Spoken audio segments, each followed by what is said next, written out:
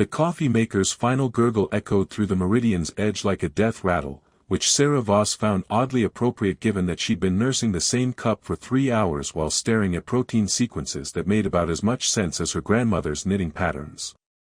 The research vessel drifted in the Kepler 442 system's outer rim, far enough from civilization that her only company was the hum of life support systems and the occasional cosmic radiation ping that sounded suspiciously like her ex-husband's snoring. Day 47 of solitary confinement disguised as scientific research, she muttered to the philodendron drooping over her workstation. Still talking to plants, still single, still haven't discovered anything that'll get me tenure. The plant, wisely, kept its opinions to itself. The environmental alarm's polite chime interrupted her self-pity party. Sarah glanced at the atmospheric readings, expecting another minor fluctuation in the oxygen recyclers. Instead, the display showed something that made her nearly choke on her lukewarm coffee: unauthorized biological signature detected, section C7. Well, that's new. She pulled up the ship's internal sensors, running diagnostics that confirmed what the reading suggested: something was alive in the cargo bay that hadn't been there during her morning rounds. Something roughly human-sized, with a body temperature slightly below normal and a heartbeat that registered as remarkably steady for a stowaway. Sarah grabbed her scanner and headed aft, her mind cycling through possibilities. Malfunction seemed most likely, though the ship's AI had passed all diagnostics. Equipment contamination was possible, though everything had been sterilized according to protocol. The option she didn't want to consider was that something had actually boarded her vessel in deep space, which fell somewhere between highly improbable and completely terrifying. The cargo bay doors slid open with their usual whisper, revealing stacked supply containers and nothing that looked remotely alive. Sarah raised her scanner, sweeping the space methodically. The readings insisted something was here, but her eyes found only familiar shadows and the soft blue glow of status lights. "Okay, mystery guest, I know you're in here," she called out, feeling slightly ridiculous. "The sensors don't lie, unlike my dating profile." The air shimmered. Sarah blinked, certain she'd imagined it, but the distortion solidified into something that definitely hadn't been there moments before.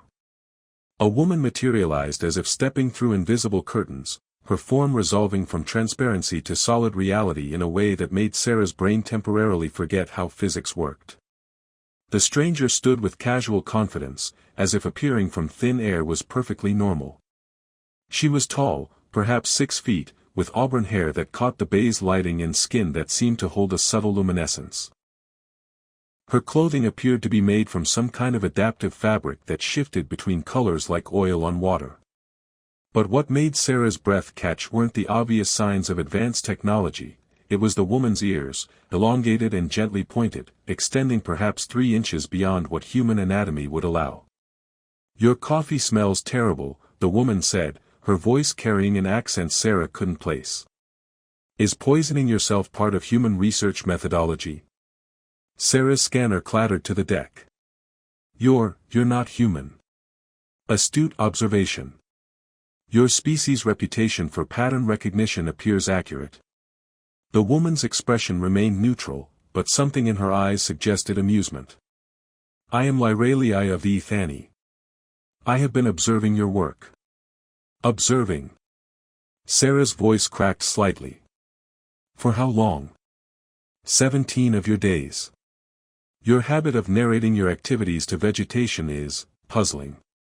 Heat flooded Sarah's cheeks. "You've been watching me talk to my plants. Among other behaviors. Yesterday you sang what I believe humans call show tunes while calibrating your spectrometer. The performance was enthusiastic, if not melodically successful." Sarah closed her eyes briefly. Of all the ways to make first contact with an alien species, being caught in a solo rendition of Defying Gravity wasn't exactly what the xenobiological protocols had prepared her for. "So you're what, an alien anthropologist?" "Something similar. My people study other species to understand their potential."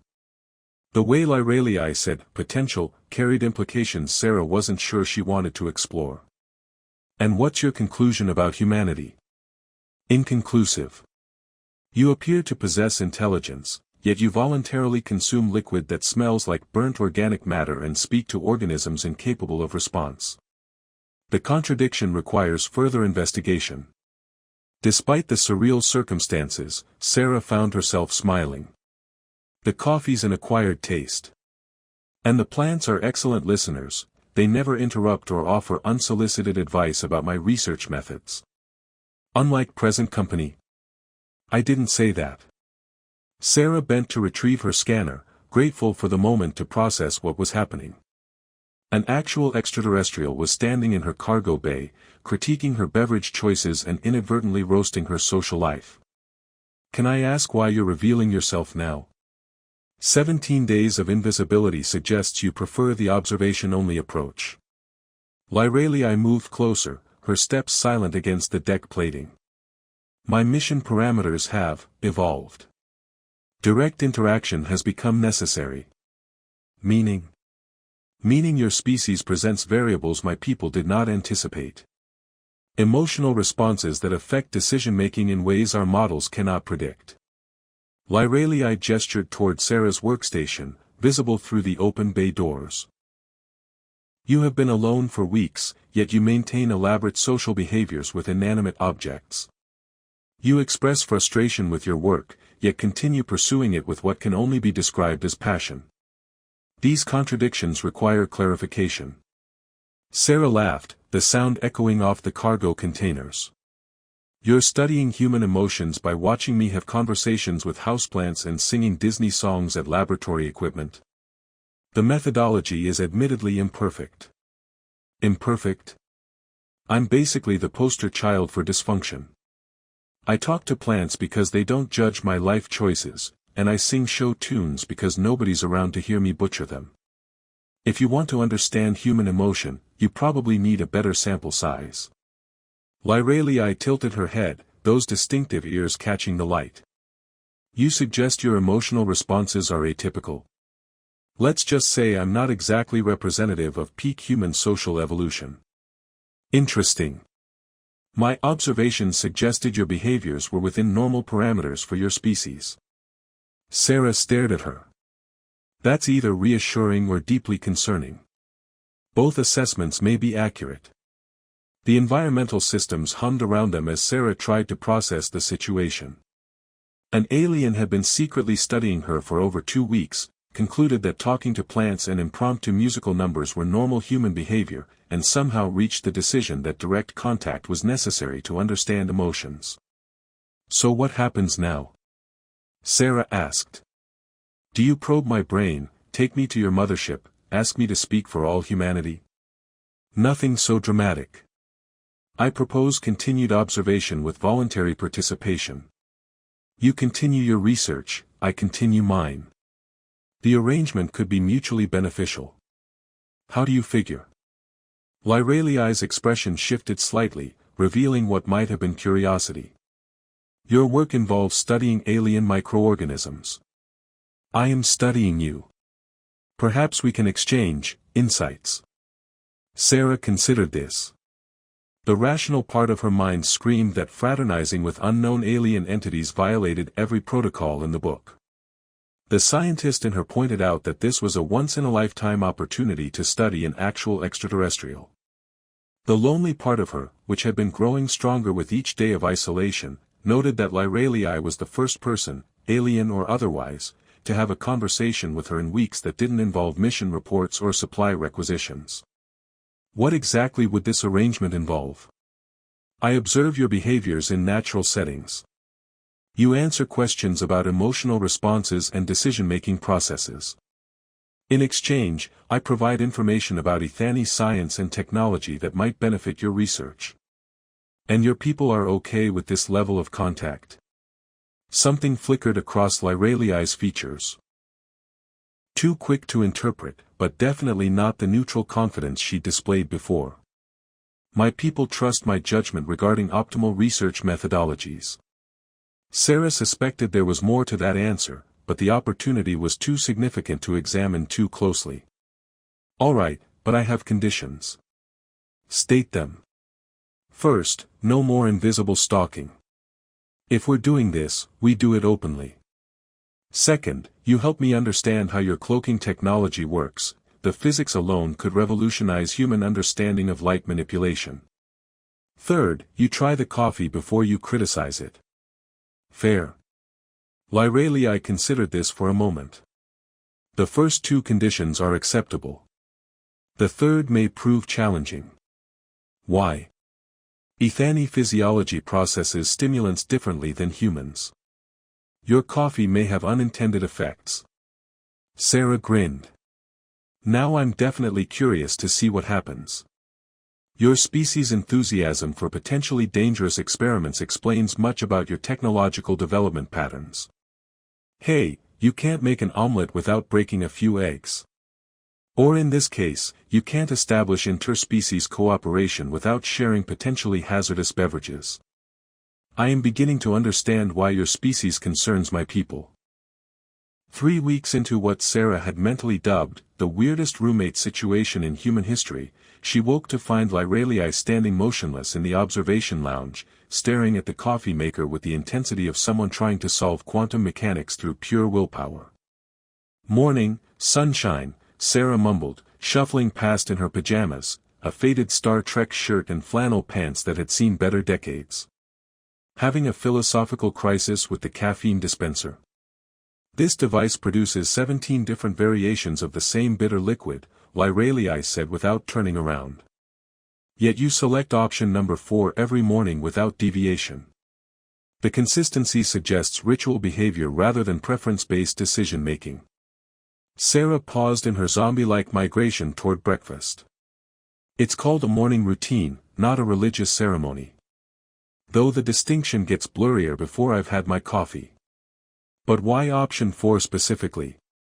Because 3 is too weak, 5 is too strong, and I'm not emotionally prepared to handle 17 different choices before I'm fully conscious. Sarah punched the familiar sequence into the machine. Sometimes humans prefer consistency over optimization. Lyralii finally turned, those distinctive ears catching the morning light filtering through the viewport. Over the past weeks, Sarah had noticed they seemed to pivot slightly when Lyralii was particularly focused, like organic satellite dishes tracking interesting signals. Your species chooses comfort over efficiency. Constantly. It's one of our defining characteristics. We'll take the scenic route, order the same sandwich for lunch every day, and watch the same movies repeatedly because sometimes, good enough, is actually perfect. This explains your attachment to that plant. Sarah glanced at her philodendron, which Lyralii had taken to studying with scientific fascination. What's wrong with Fred? You named it Fred. He looked like a Fred. Don't judge. I am not judging. I am attempting to understand why you maintain emotional attachment to an organism that provides no reciprocal interaction, requires constant care, and serves no apparent purpose. Fred provides excellent conversation and never criticizes my life choices. Sarah collected her coffee and settled into her usual chair. Plus, he's low maintenance compared to most of my relationships. Lyralii moved to the viewport, her reflection ghosting against the starfield beyond. My people eliminated such inefficiencies long ago. We grow plants for specific purposes: oxygen production, nutrient synthesis, atmospheric processing. Emotional attachment to flora was considered primitive. Sounds lonely. Loneliness is an emotional response to social isolation. My people do not experience loneliness. Sarah studied Lyralii's reflection in the transparent aluminum. But you're here, studying emotions. That suggests your people think they're worth understanding. Understanding and experiencing are different concepts. Lyralii's ears tilted slightly.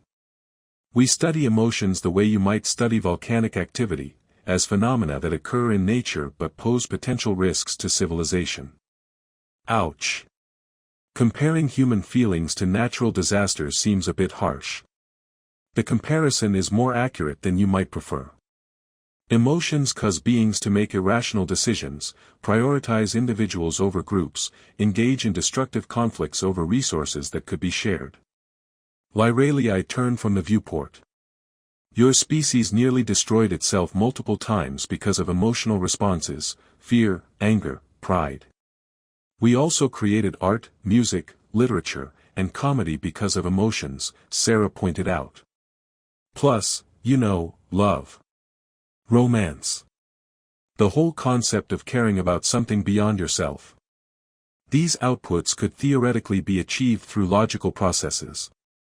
Could they, though? Can you logically decide to find something beautiful? Can you analyze your way into caring about someone?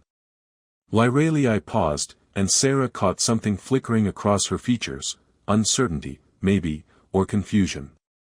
These questions fall outside my research parameters. Which means you don't know. Which means the data is insufficient for conclusions. Sarah grinned. You just proved my point. A purely logical being would either know the answer or definitively state it was unknowable. The fact that you're hedging suggests you're not as emotionally neutral as you think. I am conducting research. Uncertainty is appropriate when data is incomplete.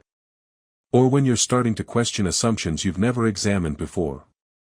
Lyralii moved away from the viewport, her expression carefully neutral. Your coffee is producing chemical reactions in your brain that enhance pattern recognition and verbal aggression. This may be affecting your analytical capabilities. Nice deflection, but you're changing the subject. I am redirecting our discussion toward more productive territory. See? That's exactly what I mean. You're not just observing and recording anymore, you're actively participating in the conversation, making choices about what to discuss and how to respond. That's not purely logical behavior. Sarah watched as Lyralii processed this, her elongated ears shifting slightly as if tracking some internal signal. The silence stretched long enough that Sarah began to wonder if she'd pushed too hard, crossed some line that would end their unlikely partnership. Your species, Lyralii said finally, has a curious effect on observation protocols. How so? Proper research methodology requires maintaining objective distance from subjects. Extended contact risks contaminating data through observer bias. And I find myself invested in the accuracy of my observations in ways that exceed professional requirements. Sarah felt something warm bloom in her chest that had nothing to do with caffeine. Invested how? Yesterday, when you experienced frustration with your spectral analysis, I felt compelled to offer assistance rather than simply recording your emotional response. This morning, I anticipated your routine and prepared optimal environmental conditions for your awakening. These behaviors suggest. Lyralii trailed off. Suggest what? Suggest I may be developing what your species would classify as concern for your well-being. The admission hung between them like a bridge neither was quite ready to cross. Sarah found herself smiling, which seemed to make Lyralii even more uncomfortable. And how does that make you feel?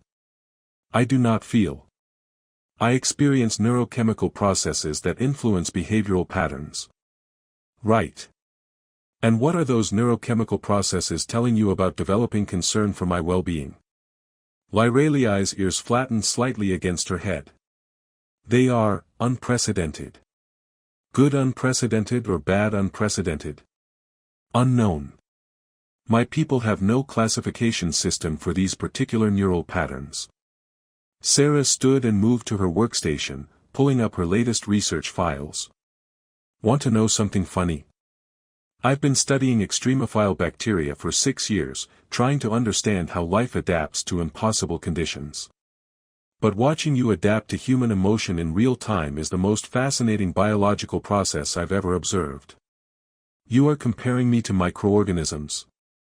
I'm comparing you to life itself, the way it finds ways to survive and thrive in environments that should be hostile. Your people designed you to study emotions without experiencing them, but exposure to human irrationality is changing your neural patterns anyway. Sarah turned back to Lyralii. You're evolving. Evolution requires generational change across populations. Individual adaptation is not evolution. Tell that to Fred. They both looked at the philodendron, which had grown noticeably since Lyralii's arrival, its leaves reaching toward the artificial sun lamps with what could charitably be called enthusiasm. Plants do not evolve through exposure to conversation, Lyralii said. No, but they respond to environmental changes. Better light, regular watering, someone talking to them every day, even if it's just me complaining about protein folding. Sarah grinned. Fred's not the same plant he was 3 weeks ago, and neither are you. I am genetically identical to my previous state. Genetically, sure. But your behavior patterns have changed, your response algorithms have adapted, and you're asking questions you never thought to ask before. If that's not evolution, it's at least growth. Lyralii moved to the workstation, studying the displays with apparent interest. Your research focuses on organisms that survive in extreme environments. That's right. Life that exists in conditions that should kill it. Superheated water, radiation levels that would fry most living things, chemical compositions that would dissolve organic matter. Yet they not only survive but thrive. Exactly. Life finds a way to adapt to almost anything, given enough time and motivation. And you believe this applies to neurochemical adaptation in beings exposed to foreign emotional stimuli? Sarah met Lyralii's gaze, noting the careful phrasing that avoided any direct admission of personal experience. I think life, intelligent life especially, is more resilient and adaptable than we give it credit for. We're designed to change, to grow, to become something more than what we started as. Even when such changes conflict with original programming. Especially then. The best growth usually happens when we're pushed beyond our comfort zones. Lyralii nodded slowly, though Sarah wasn't sure if the gesture indicated agreement or simply acknowledgement. This presents interesting research possibilities. What kind of possibilities? If adaptation to emotional stimuli is indeed possible for ethani physiology, it suggests modifications to our understanding of neural plasticity. The implications for my people could be. She paused. Significant. Good significant or bad significant? Both. Change is always both. Sarah watched as Lyralii struggled with concepts that clearly lay far outside her species' normal experience. The careful scientist in her noted the observable behavioral modifications, the gradual shift from clinical observation to genuine curiosity. The human in her felt something deeper, a growing connection to someone who was discovering parts of herself she'd never known existed. Lyralii? Yes. For what it's worth, I think your people sent exactly the right person for this mission. How can you be certain? Because anyone else would have stayed invisible and filed a report. You're brave enough to let yourself be changed by what you're studying. Lyralii's ears shifted again, and for just a moment, Sarah caught something vulnerable in her expression. Bravery implies choice. I am uncertain whether my responses represent deliberate decisions or involuntary adaptation. Does it matter? Unknown. But I am beginning to suspect the distinction may be less important than I previously believed. The quantum communicator's insistent chiming pulled Sarah from her morning routine of explaining cellular mitosis to Fred, who remained stoically unimpressed by the intricacies of binary fission. Lyralii materialized beside the workstation, literally, since she'd been practicing her cloaking technology with what could only be described as showing off.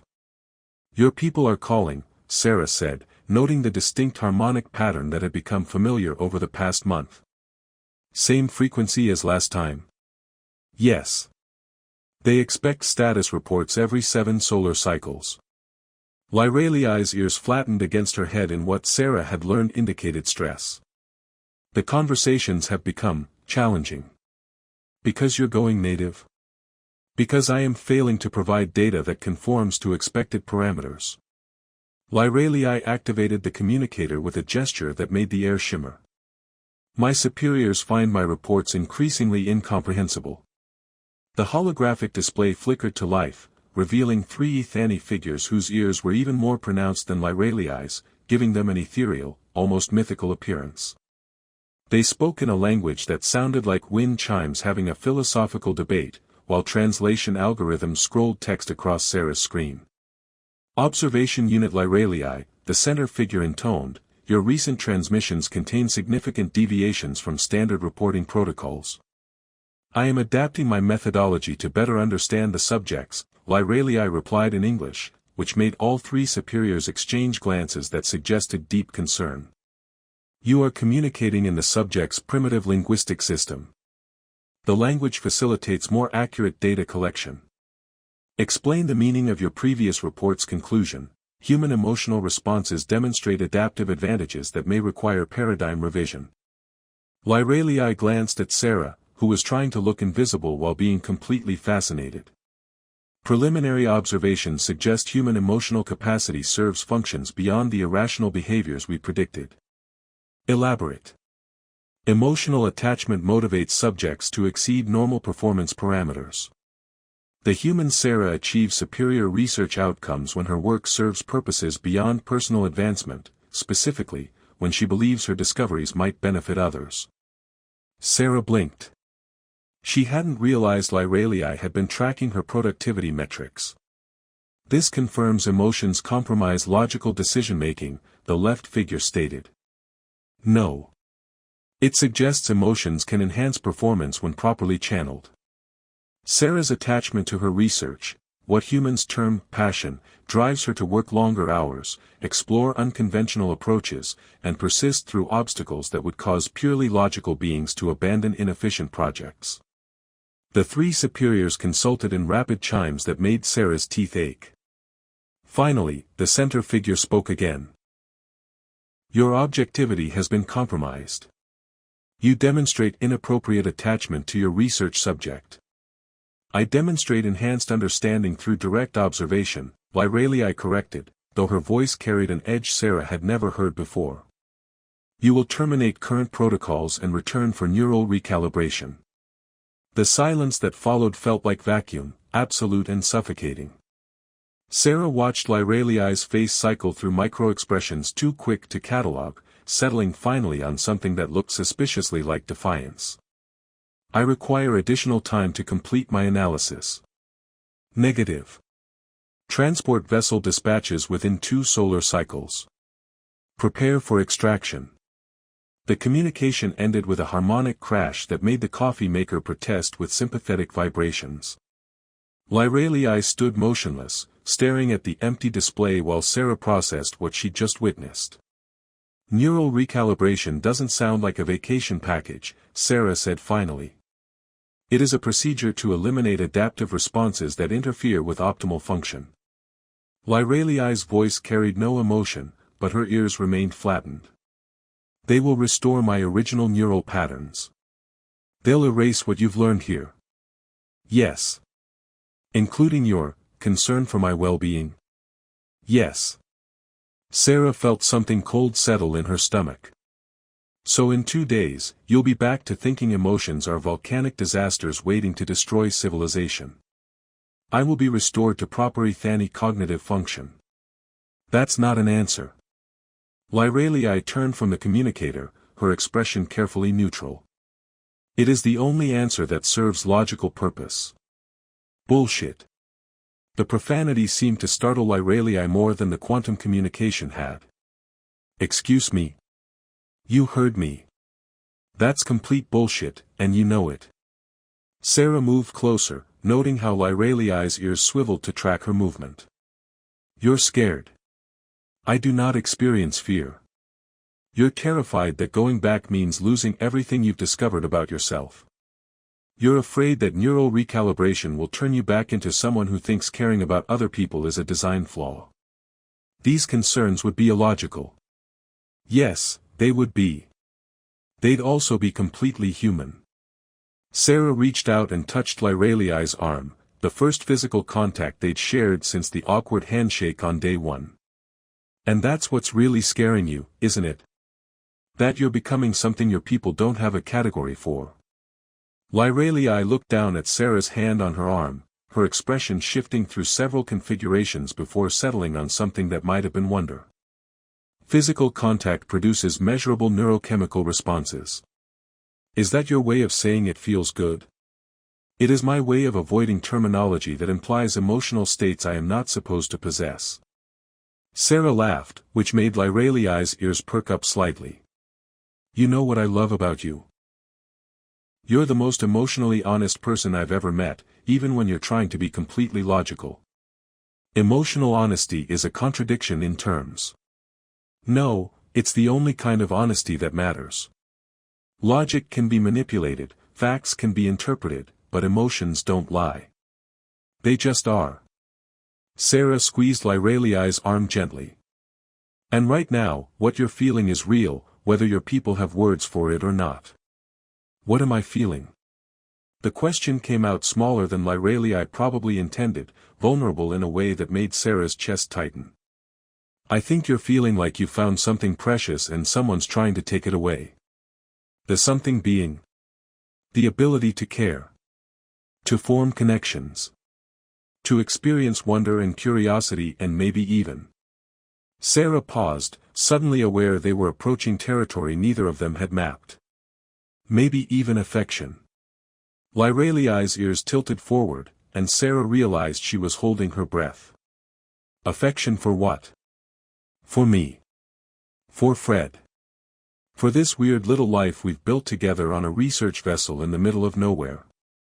Sarah felt heat creeping up her neck.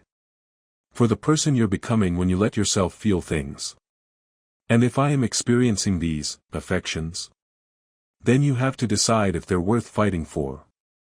Lyraliai stepped back, her expression cycling through confusion, fear, and something that might have been hope. My people have scientific protocols that span millennia. They have eliminated war, poverty, environmental destruction. Their way of existence has proven optimal for civilization. But not for you. I am part of their civilization. You were. But you're not the same person who started this mission 6 weeks ago. The question is whether you want to go back to being her. Lyraliai moved to the viewport, staring out at the starfield beyond. What are you suggesting? I'm suggesting that maybe your people sent you here to study human emotions, but what you really discovered was your own capacity for them. And maybe that's not a malfunction to be corrected, maybe it's evolution. Evolution requires survival advantage. Doesn't it? You're more effective now than when you started. You understand human behavior better because you're experiencing human-like responses. You're not just observing emotions, you're developing the capacity for empathy, which is the only way to truly understand another being. Lyraliai's reflection ghosted against the transparent aluminum, her elongated ears catching starlight. My superiors would classify such development as contamination. Your superiors are wrong. They have governed successfully for millennia. And you've grown more in 6 weeks than they probably have in centuries.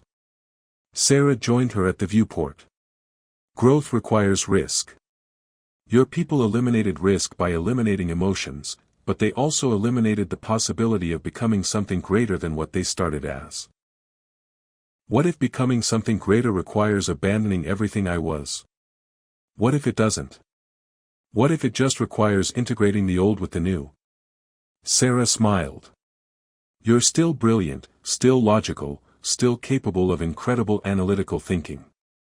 But now you're also capable of caring about the results of that analysis, of forming connections that give your work meaning beyond academic pursuit. And you believe this integration is possible? I believe you're already doing it. The question is whether you're brave enough to keep growing, even if it means disappointing people who think growth is dangerous. Lyraliai turned from the viewport, her eyes meeting Sarah's. There is another question. Which is, if I choose to continue this evolution, will you help me understand what I am becoming? Sarah felt her heart skip in a way that had nothing to do with caffeine and everything to do with the vulnerable hope in Lyraliai's voice. Are you asking me to help you figure out how to be someone who can think and feel at the same time? I am asking. Lyraliai paused, her ears shifting as if she were listening to some internal signal. I am asking if you would be willing to discover what affection means, together. The question hung between them like a bridge spanning 2 worlds, and Sarah realized that her answer would determine not just Lyraliai's future, but the trajectory of both their lives. Yes, she said, and watched something transform in Lyraliai's expression. But first, we need to figure out how to convince a transport ship full of logical beings that emotions aren't contagious disasters. They are contagious, Lyralei said, and for the first time since the communication ended, she smiled. But perhaps not disasters. Now you're getting it. The Ethani transport vessel appeared on sensors exactly when predicted, its crystalline structure refracting starlight in patterns that hurt to look at directly. Sarah watched from the observation deck as it approached with the inexorable patience of bureaucracy made manifest, while Lyralei stood beside her looking like someone waiting for a jury verdict that would determine the rest of her existence. Still time to run, Sarah said, only half joking. I know a guy with a smuggling ship who owes me a favor from graduate school. Marcus Chen? Lyralei asked, which made Sarah blink in surprise. How do you know about Marcus? You mentioned him during your conversation with Fred on day 12. You called him a brilliant engineer with the moral flexibility of overcooked pasta. You've been cataloging my plant conversations for 6 weeks. I have been cataloging all your conversations. Your interactions with Fred comprise approximately 37% of your total verbal output. Sarah stared at her. That's either very thorough research or deeply concerning levels of social isolation on my part. Both assessments are accurate. The transport's docking request chimed through the communications array, followed by what sounded like Ethani classical music played on instruments that probably violated several laws of physics. Sarah had grown accustomed to the surreal soundtrack of Lyralei's people, though she still couldn't shake the feeling that their music was having conversations she wasn't qualified to understand. Observation Unit Lyralei, came the familiar harmonics of her supervisor, prepare for immediate extraction and neural rehabilitation. Lyralei moved to the communicator with what Sarah recognized as her decision-making posture, ears forward, spine straight, the subtle shift in stance that meant she'd reached a conclusion. I request permission to submit a final research summary before departure. Unnecessary. Your contaminated observations will be archived as cautionary data.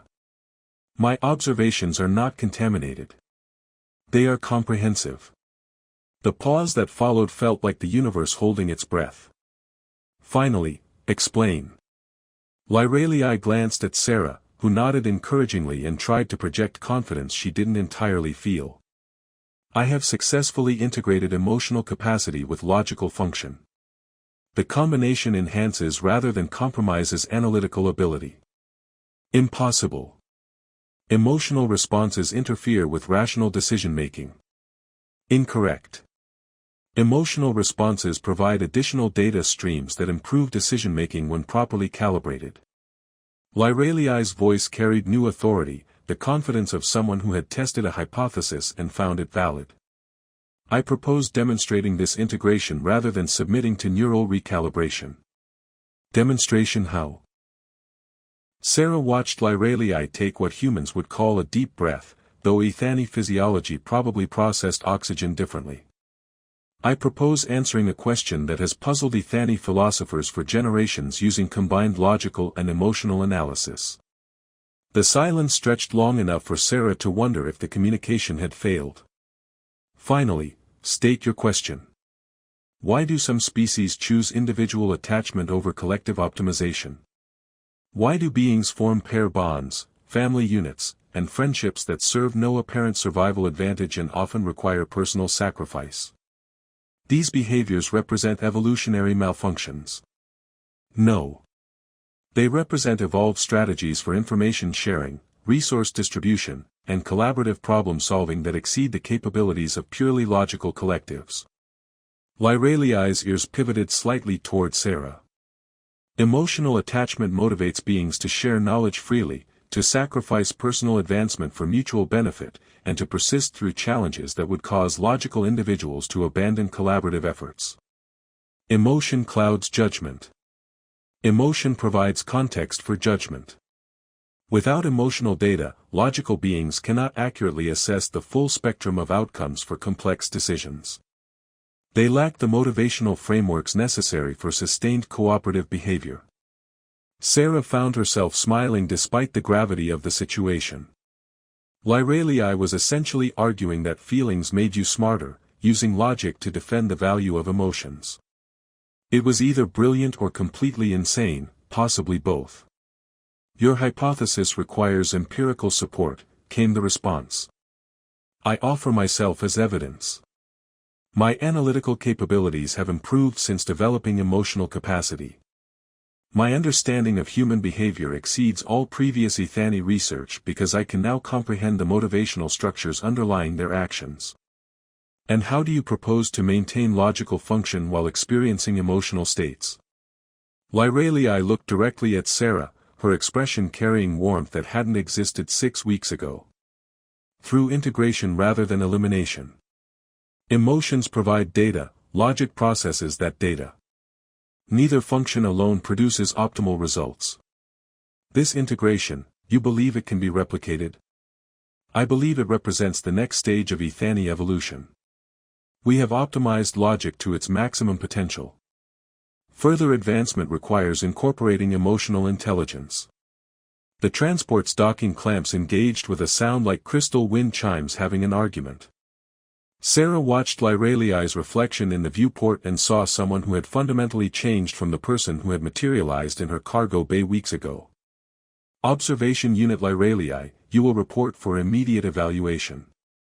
If your integration proves stable and beneficial, we will consider modifying rehabilitation protocols. And if it proves unstable, then neural recalibration will proceed as planned. The communication ended, leaving them in the familiar hum of life support systems and the distant vibration of the docked transport. Sarah turned to face Lyralii, who looked simultaneously terrified and determined. So, no pressure, Sarah said. Just convince an entire civilization that everything they believe about emotions is wrong. When you phrase it that way, the task seems. Lyralii paused. Intimidating. Good. Fear means you understand the stakes. Sarah moved closer, noting how Lyralii's ears tracked her movement. But you're not going in there alone. You cannot accompany me. HFY evaluation protocols do not permit external observers. I'm not talking about physical presence. I'm talking about this. Sarah touched her own chest, then gestured toward Lyralii. The connection we've built, the person you've become, the capacity to care about something beyond yourself, they can't take that away unless you let them. And if they determine that my emotional development compromises my logical function, then you remind them that the same emotional development allowed you to understand human behavior in ways no previous HFY researcher achieved. You discovered something your people have been missing for generations. Lyralii's expression shifted through several configurations before settling on something that looked like resolve. There is another consideration. Which is, if they approve my integration and decide to modify HFY development protocols, I may be required to remain with your species for extended research. Sarah felt her heart skip. And how do you feel about that possibility? I feel. Lyralii paused, her ears tilting forward. I feel that extended research into human emotional capacity would benefit from continued interaction with a particularly fascinating research subject. Just one subject? One specific subject who talks to plants, sings show tunes to laboratory equipment, and somehow managed to teach an emotionally stunted alien the meaning of affection. Sarah laughed, the sound echoing off the observation deck walls. That's the most romantic thing anyone's ever said to me, which probably says something deeply concerning about my dating history. Romance was not my intended communication goal. No, but it was the effect. And that's what emotions do, they create connections and meanings that pure logic can't predict or control. Sarah stepped closer, close enough to see the subtle luminescence in Lyralii's skin. They make life bigger than the sum of its parts. Is that your definition of love? The question caught Sarah off guard, direct and vulnerable in a way that made her chest tighten. Love is when caring about someone changes you into someone better than you thought you could be. It's when their happiness becomes as important as your own, when their growth matters more than your comfort, when you're willing to risk everything to help them become who they're meant to be. Lyralii considered this, her expression cycling through micro-emotions too quick to catalog. "And do you love me?" The question hung between them like a bridge spanning two worlds, and Sarah realized that her answer would determine not just this moment, but the trajectory of everything that followed. "I love who you're becoming when you're with me," Sarah said carefully. "I love watching you discover parts of yourself you didn't know existed. I love your curiosity, your courage, your willingness to grow even when growth is terrifying.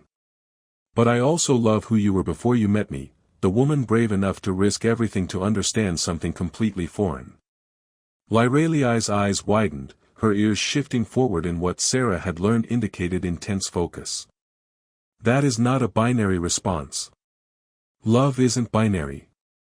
It's not a yes or no question with a logical answer. It's a choice you make every day to see someone completely, to support their growth even when it's inconvenient, to care about their well-being even when it complicates your own life. But do you choose to love me?" Sarah reached out and took Lyreliai's hands, noting how the contact made both their breathing change. "Every day since you started letting me see who you really are. Every moment since you chose growth over safety. Every time you've been brave enough to feel something new."